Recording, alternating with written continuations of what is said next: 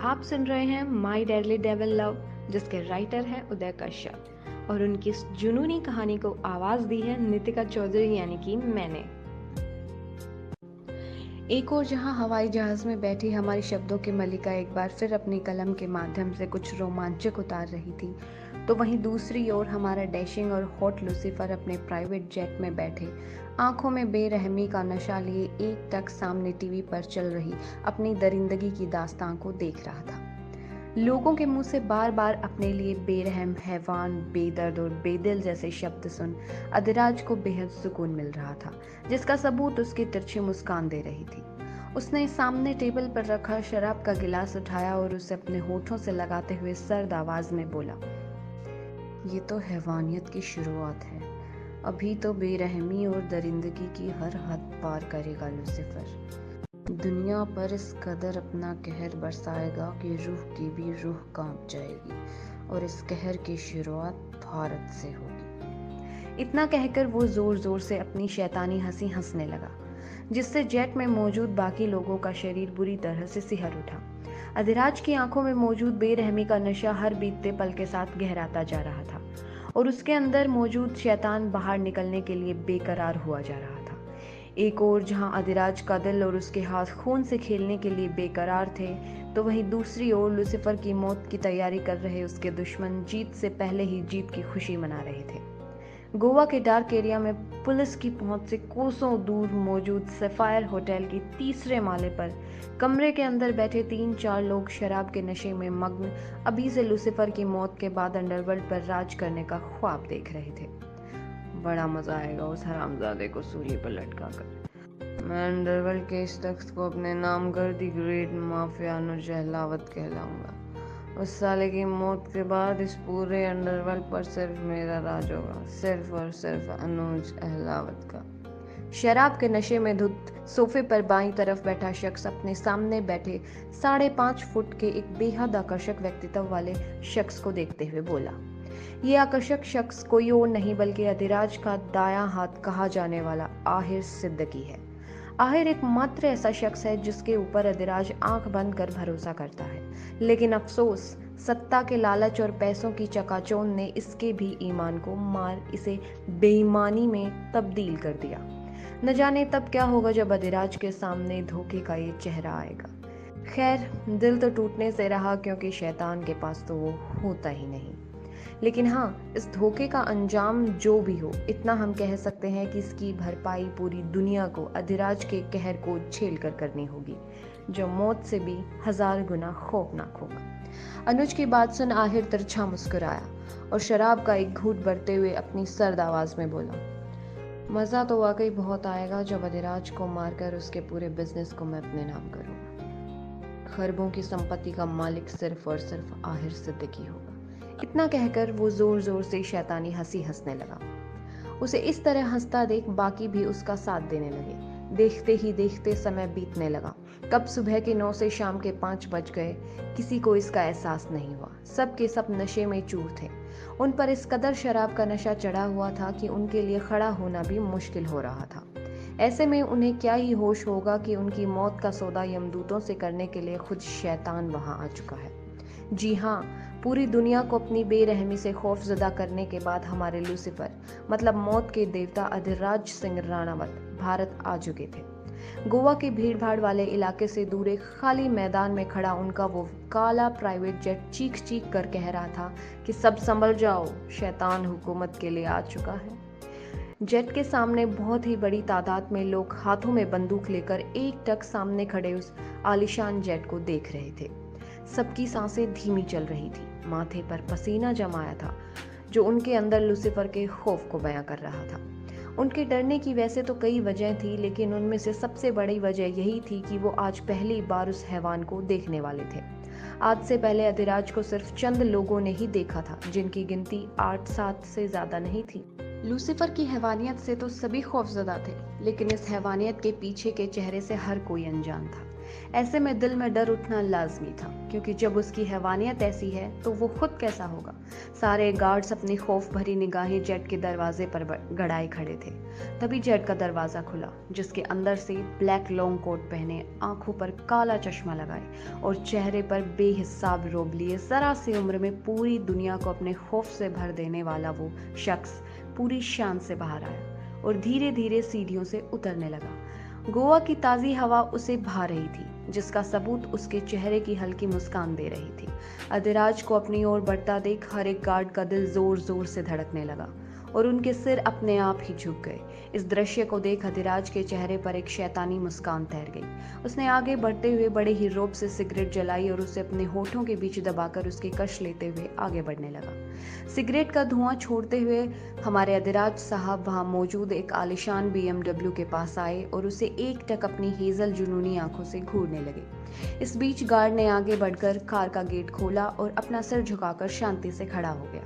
अधिराज ने अपनी तेज निगाहें उस पर डाली और फिर कार में बैठे सिगरेट का धुआं छोड़ते हुए सर्द आवाज में बोला, सैफायर होटल चलो, वक्त आ गया है धोखेबाजों को धोखे की सजा से रूबरू कराने का, उन्हें बताने का कि ये दुनिया अधिराज की है और इस दुनिया में धोखेबाजों की कोई जगह नहीं। अधिराज की नज़रों में धोखे की सिर्फ एक ही सजा है, जो है सिर्फ मौत, या कहें धोखे का मतलब ही है मौत। अधिराज की बातों का मतलब सब समझ गए थे कि अब क्या होने वाला है। गार्ड ने बिना देर किए कार का गेट बंद किया और खुद भी दूसरी कार में जाकर बैठ गया। ड्राइवर ने कार स्टार्ट की और हैवान का वो काफिला निकल पड़ा अपनी हैवानियत दिखाने। एक ओर जहां अधिराज अपने हैवान रूप में आकर खून का खेल खेलने जा रहा था, तो वहीं दूसरी ओर उसकी तकदीर उसके मुकद्दर को उसके करीब ला रही थी। उसके हैवानियत के लाल रंग को इश्क के लाल रंग में तब्दील करने की कोशिश कर रही थी। गोवा के जिस हाईवे पर अधिराज धोखेबाजों को उनके मुकद्दर से मिलाने के लिए आगे बढ़ रहा था, उसी हाईवे पर उसका मुकद्दर अपने हाथों में अपनी कलम और डायरी लिए उसका इंतजार कर रहा था। आर्या कार में बैठकर आज की अवार्ड नाइट के लिए कुछ अल्फाज लिख रही थी, जिसमें वो उस मंच से अपने लूसीफर के लिए इश्क को बयां करने वाली थी। साफ शब्दों में कहें तो आज आर्या मंच से अपनी मोहब्बत का इजहार करने जा रही थी। अब खुदा की मर्जी कहें या किस्मत की दरिया दिली, आर्या जिसके लिए दिल में बेपनाह इश्क लिए बैठी थी, वो उसके करीब था और शायद और ज्यादा आने वाला था।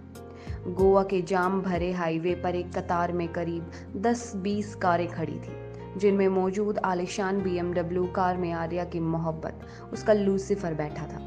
अधिराज के बराबर वाली लाइन में 3-4 कारों के पीछे एक काली मर्सिडीज थी, जिसमें हमारी शब्दों की मलिका बैठी थी, जो बड़े ही इत्मीनान से अपने लूसीफर के लिए शब्दों के जरिए अपना इश्क लिख रही थी। कुछ देर तक इसी तरह कागज पर पेंसिल रगड़ने के बाद आर्या ने एक गहरी सांस ली और कागज पर अपने द्वारा लिखे शब्दों को देख मुस्कुराते हुए बोली, फाइनली अपने लूसीफर के लिए मैं जो लिखना चाहती थी वो लिख लिया।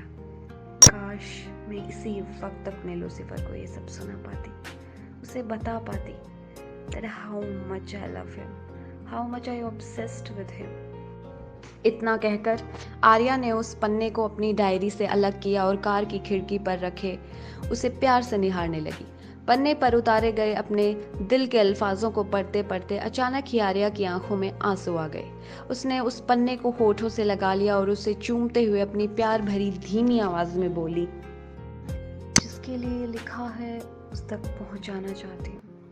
सुना था मोहब्बत अगर सच्ची हो तो प्रकृति भी साथ निभाती है, इसलिए आज अपने इन अल्फाजों को उसी के हाथों सौंप रही हूँ। ए हवा, कागज पर लिखे मेरे इस इश्क को मेरे प्यार तक पहुंचा दे, उसे इत्तला कर दे कि इस दुनिया में कोई है जो उसे पूरी शिद्दत से चाह रहा है। इतना कहकर आर्या ने उस पन्ने को पूरी शिद्दत से चूमा और उसे हवा के हवाले कर दिया। आर्या की पकड़ उस पन्ने पर ढीली होते ही हवा उसे अपने साथ बहा ले गई, उसके हकदार से उसे रूबरू करवाने। उस पन्ने के उड़ते ही आर्या ने कार की सीट से अपना सिर टिका लिया और आंखें बंद कर अपने प्यार के ख्वाब देखते हुए धीमी आवाज में बोली, चाहा है जिसे खुद से ज्यादा, आज उसके नाम हमने कुछ भेजा है, पन्ने पर दिल को उतार अपने, उनके नाम इश्क का पैगाम भेजा है। दिल के एहसासों का पैगाम बना उसे इश्क के नाम कर आर्या आंखें बंद करके कार की सीट से सिर टिकाकर बैठ गई और ख्यालों में ही अपने द ग्रेट लूसीफर का दीदार करने लगी। वहीं इस बात से बेखबर कि कोई है जिसके सिर उसका नशा चढ़ चुका है, हमारे माफिया साहब सिगरेट के कश लेते हुए आराम से ढलती हुई शाम में गोवा के नज़ारे का लुत्फ उठा रहे थे। इसी बीच अचानक ही कार की खिड़की पर कागज का एक टुकड़ा आकर चिपक गया, जिस पर जैसे ही उस माफिया की नजर पड़ी वैसे ही न जाने क्यों उस बेदर्द के दिल की धड़कनें तेज हो गई। न जाने क्यों ना चाहते हुए भी उसका दिल उस टुकड़े की ओर आकर्षित होने लगा। उसने उस जलती सिगरेट को अपने हाथों में ही मसल लिया और बिना किसी भाव के उस टुकड़े को देखने लगा। बेचैनी के ये कैसे एहसास है, ये कैसी तड़प है? इन जैसे कई सवालों से जूझते हुए अधिराज ने विंडो नीचे की और उस टुकड़े को अपने हाथों में लेकर उसे अपनी उन्हीं हेजल जुनूनी आंखों से एक टक घूरने लगा। उस कागज पर लिखी लिखावट को पढ़ते ही अधिराज का बेचैन होता दिल और बेचैन हो उठा और देखते ही देखते उसका वो भावहीन चेहरा एक तिरछी मुस्कान से भर उठा, जिसे नजरअंदाज कर अधिराज ने दोबारा सिगरेट जलाई और उसके कश लेते हुए उन अल्फाजों को पढ़ने लगा। वो जैसे जैसे उस पन्ने को पढ़ रहा था वैसे वैसे उसकी वो तिरछी मुस्कान एक शैतानी मुस्कान में तब्दील होती जा रही थी। उस पूरे पन्ने को पढ़ने और उसमें मौजूद एहसासों को महसूस कर अधिराज ने एक गहरी सांस ली और आंखें बंद कर कार की सीट में सिर टिकाकर अपनी सर्द आवाज में बोला, जिसने भी ये खत लिखा है वो बेचारी अनजान है। माफिया मोहब्बत नहीं बेरहमी के लिए बने हैं। उन्हें इश्क करने और अपने दिल में किसी को जगह देने का हक इस कायनात ने नहीं दिया। माफियाओं को तो मोहब्बत भी बेदर्दी से भरी होती है, जिसे झेलना हर किसी के बस में नहीं। और असल बात तो ये है कि मोहब्बत इंसान को कमज़ोर करती है, और जो कमज़ोर हो जाए वो माफिया नहीं। मैं तो फिर भी माफियाओं का बादशाह हूँ, तो भला बादशाह कैसे कमज़ोर हो सकता है? लिखा काफ़ी अच्छा है, मगर अफसोस इस पन्ने पर मौजूद तुम्हारी एक भी ख्वाहिश को मैं पूरा नहीं कर सकता। ना मोहब्बत कर सकता हूँ, न शादी, और ना ही तुम्हें अपनी ज़िंदगी बना सकता हूँ, क्योंकि मुझे इस दुनिया को फतह करना है। इसलिए ख़ुद को हर कमज़ोरी से दूर रखना है। इतना कहकर अधिराज ने बिना देरी किए उस पन्ने को फाड़कर दोबारा उसे हवा के हवाले कर दिया। इसी बीच जाम भी क्लियर हो गया और हमारे लूसीफर की कारें पूरे रौब से आगे बढ़ने लगी। कारों के आगे बढ़ते ही अधिराज की बेचैनी भी बढ़ गई। उसका दिल अनियंत्रित गति से धड़कने लगा। उसे ऐसा लग रहा था जैसे मानो कि वो अपने दिल को पीछे छोड़ आगे बढ़ रहा हो। वहीं ठीक ऐसा ही हाल आर्या का था। उसे भी बिल्कुल सेम फीलिंग आ रही थी। उसने तुरंत अपनी आंखें खोली और इधर उधर अपनी वो बेचैनी से भरी निगाहें दौड़ाने लगी। लेकिन अफसोस, इस बेचैनी की वजह वो लाख ढूंढने के बाद भी वो उसे ढूंढने में नाकाम रही और अपना मायूस चेहरा ले दोबारा कार की सीट से चिपक कर बैठ गई। शाम के 6 बज रहे थे। अंधेरा लगभग हो चुका था। आसमान में घने बादल छा रहे थे जो बिजली से जगमगा रहे थे। पूरा मौसम बेहद डरावना लग रहा था, और इसमें भी कई गुना ज्यादा डरावना था वो शैतान जो उस होटल के सामने खड़ा था। आंखों में बेरहमी का नशा लिए उस पूरे होटल को निहार रहा था। उसके आसपास गार्ड्स खड़े थे जो बस उसके ऑर्डर का इंतजार कर रहे थे। अधिराज ने आंखें बंद कर एक गहरी सांस ली और फिर सिगरेट को अपने पैरों तले रौंदते हुए अपनी सर्द आवाज में बोला, वक्त आ गया है गुनहगारों को उनके मुकद्दर से मिलाने का, उन्हें बताने का कि अगर धोखा भगवान के साथ किया जाए तो शायद एक बार को वो बख्श भी दे, लेकिन अगर धोखा शैतान के साथ किया है तो मौत को भी खौफजदा करने वाली सज़ा से मिलने के लिए तैयार रहना चाहिए। दुनिया अधिराज को लूसीफर क्यों बुलाती है ये बताने का वक्त आ गया है। जाओ, मौत की नींद में सुला दो उस अनुज और उसके कुत्तों को, लेकिन याद रखना आहिर के बदन पर एक खरोच न आने पाए, क्योंकि वो मेरा शिकार है और मुझे मेरा शिकार बांटने की आदत नहीं, समझे? जी बॉस, गार्ड ने आगे बढ़कर कहा और फिर बाकियों को लेकर होटल के अंदर दाखिल हो गया। उनके अंदर जाते ही अधिराज ने अपनी आंखें बंद कर ली और जोर जोर से वो शैतानी हंसी हंसने लगा, जिसे सुन शायद मौत की भी रूह कांप जाए। हाथ में बंदूकें और चेहरे पर नकाब पहने वो गार्ड्स बिना किसी डर के आगे बढ़ रहे थे। वैसे भी उन्हें डरने की क्या ही जरूरत जब खुद शैतान उनके साथ है। वहीं मौत की करीबी से अनजान धोखेबाजों का वो समूह चैन की नींद ले रहा था। वैसे इनके सोच की भी दाद देनी पड़ेगी, मौत भी उसे देने चले थे जो मौत, खौफ और हैवानियत का दूसरा नाम है। लूसीफर है, the king of darkness. Guards के कदम एक बड़े कमरे के बाहर आकर ठहर गए। उस कमरे को देख वो सभी गार्ड्स तिरछा मुस्कुराए और फिर बिना देरी किए अपनी बंदूकें लोड कर कमरे में दाखिल हो गए। उनके कमरे में दाखिल होते ही उनके सामने सोफे पर नशे की हालत में बेहोश पड़े अनुज आहिर और उनके लोगों पर गई, जिन्हें देखते ही उन सभी गार्ड्स के चेहरे सख्त हो गए और उन्होंने बिना देरी किए बंदूकें चलानी शुरू कर दी। बंदूकों की आवाज़ सुन आहिर की आंख खुल गई और जैसे ही उसकी नज़र अपने सामने पड़ी अनुज और बाकी सब की लाशों पर गई, वैसे ही उसकी रूह कांप उठी। उसकी आंखों में खौफ उतर आया और वो उखड़ती सांसें भरते हुए अपने सामने खून से लथपथ पड़ी अनुज और उसके आदमियों की लाशों को देखने लगा। उसके चेहरे पर खौफ साफ देखा जा सकता था।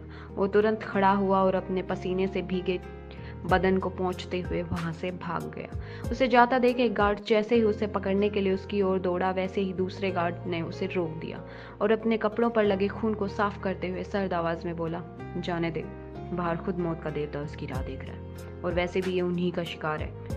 और हमेशा एक बात का याद रखना कि कुछ भी करना मगर बॉस की चीज़ों पर नज़र मत डाल, वरना इस गुस्ताखी की वो सज़ा मिलेगी जिसकी कल्पना तुमने पूरे बुरे से बुरे सपने में भी नहीं की होगी।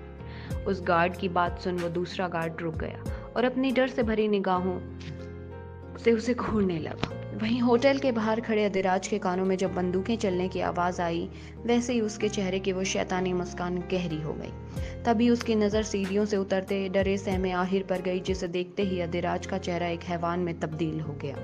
उसके हाथों और चेहरे की नसें उभर आई और उसकी उन हेजल आइज में खून उतर आया। उसने बड़े ही डरावने ढंग से अपनी गर्दन स्ट्रेच की और गार्ड्स की ओर देखे बिना सर्द आवाज में बोला, सब के सब कारों में बैठो और यहाँ से चलते बनो, क्योंकि इस बार शैतान अपना शिकार अकेले में करना चाहता है। अधिराज की बात सुन गार्ड बिना देर किए अपनी अपनी कार में बैठ गए और वहां से चले गए, क्योंकि उनमें हिम्मत नहीं थी कि वो इस वक्त उसकी बातों को नजरअंदाज कर सकें। आखिर इस वक्त अधिराज नहीं बल्कि लूसीफर था। उन सब के वहां से जाते ही अधिराज ने अपनी आंखें बंद कर ली और अपनी कार से टेक लगाकर खड़ा हो गया और अपनी शर्ट की स्लीव्स को फोल्ड करते हुए बड़े ही खौफनाक अंदाज में विस्लिंग करने लगा। इस वक्त मौसम बहुत ज्यादा डरावना हो चुका था। 6 बजे के समय में भी 9 बजे जितना अंधेरा था। तेज हवाएं चल रही थी जिनमें उस हैवान के बाल बड़े ही कातिल अंदाज में उड़ रहे थे। आसमान में चमकती बिजली उसकी इस खतरनाक विसल को म्यूजिक देने का काम कर रही थी। शायद से कायनात खुद चाहती थी कि धोखेबाज को धोखे की खौफनाक सजा से रूबरू कराया जाए। आज के लिए बस इतना ही। मिलते हैं अगले पार्ट में। तब तक के लिए स्वस्थ रहें, मस्त रहें and don't forget to like, share and subscribe our channel. Radhe Radhe.